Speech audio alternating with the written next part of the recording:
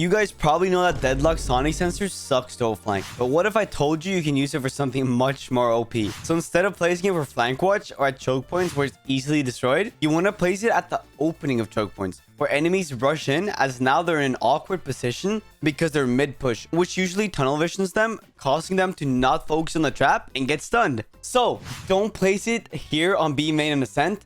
Place it on boathouse or lane. This way, enemies are annoyed with multiple things to do, as now you have to clear corners, see if there's any rats, slice the pie, while destroying the utility, which gives you time to get in pick, as they'll be distracted with their cross replacement. So you could probably just get a free headshot. But listen, if you really want to use it for flank watch, I got you. So what you can do instead is to place it at locations where enemies will not expect it. What I mean by this is instead of placing it where you would place an alarm bot or something similar like a chamber trip, you place it much deeper, since it has infinite range as well, which means you can pretty much just place it as deep as you want to, as the enemy will most likely not expect it, which means he'll be caught off guard because he'll be walking, and then what happens? The trap will be triggered. Very nice. However, most likely you will need to use both of them, as placing it deeper also means that there's going to be more directions they could come from. So you have to use them. Nice. Another insanely good way to utilize their trap is to use it for post plant.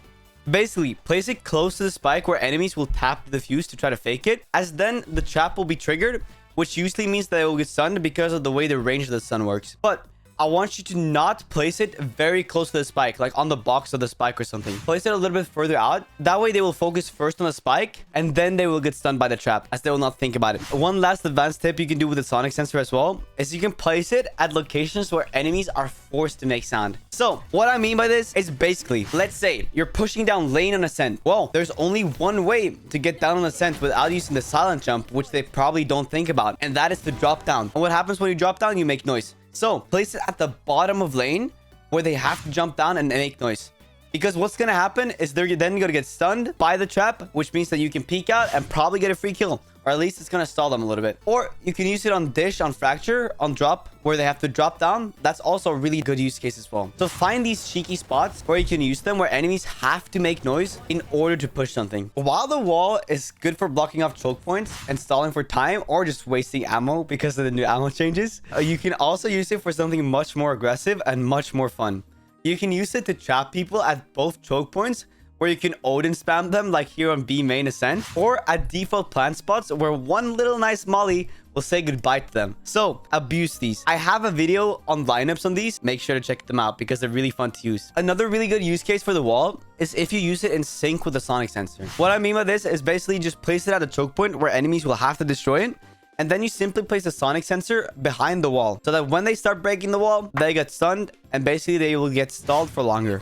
Very nice. One last thing you can do that's insanely fun with the wall as well is that you can self-boost yourself onto higher objects, like on this box on fracture or here on this metal box in ascent. So if you want to do the wall boost, what you have to do is you throw the wall in the corner where the box and the other map wall meets. Then jump onto it and spam jump and crouch, because then eventually you'll be teleported on top of it and then you just glide onto it. However, sometimes it bugs, which means that the wall will be destroyed. So be a little bit careful while using this. But remember, this is very niche, so use it sparingly, as people will expect it if you use it more than twice. Another ability that can self boost is their ultimate as well, but I don't use the ultimate to self boost. Please, it's not worth it. Just use it for early lineups or something similar like that. So what I meant by the early ult lineups is that you can get first bloods really quick if you ult straight at the start of the round while not showing yourself. So quickly, here are a few lineups you can use at the start of the round to get a kill or two. So for the first one, you want to go to fracture B main, and then you want to make sure to line yourself up with this thing here. This is basically where the barrier spawns as well, so you can just line yourself up with that. Then I want you to aim for this little green spot here on the wall, and then simply shoot your ultimate. What's going to happen is it's basically going to bounce off the wall here, and then it's going to land very, very deep onto B long, which basically gives you a guaranteed kill, as they always stand there. Now, another really good one for A main on fracture is you line yourself up with this little line here in the ground. Doesn't have to be exact, by the way. You can do it very quickly. Then aim for the little line here on the edge of the poster, and what's going to happen is it's going to bounce off the wall where the poster is, and then all the way into the start of A main, where the enemies always like to push in at the start. So one of them is going to get cocooned, and then you can just peek them and you should get a free kill because they're going to try to rescue their teammate. Now, over to bind, you actually have a really good one, which you don't need to be precise with at all. Just make sure you're at a close enough distance so it's gonna hit. So what I recommend doing is just going to the fountain, and then after you're in the middle of the fountain, all you have to do is pretty much just aim at the wall. Doesn't have to be exact either. And what's gonna happen is anybody who's holding long on B side will probably get cocooned, and it's gonna give you a free kill. Now, last one for bind, what you can do is you can line yourself up with this little like a line here between two benches on A short. Then just line yourself up with this edge of the wall here, like aim on the edge of the wall. Then all you have to do is fire, and that's basically gonna cocoon anybody who's close lamps holding the common angle. By now, you've probably seen the hanging ultimate, right?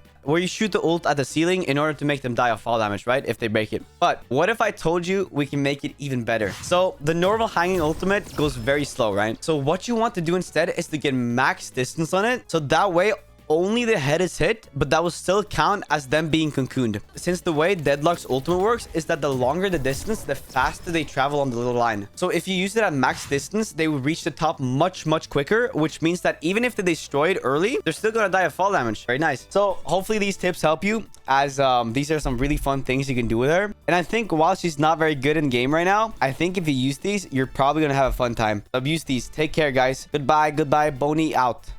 Also, make sure to subscribe. Bye.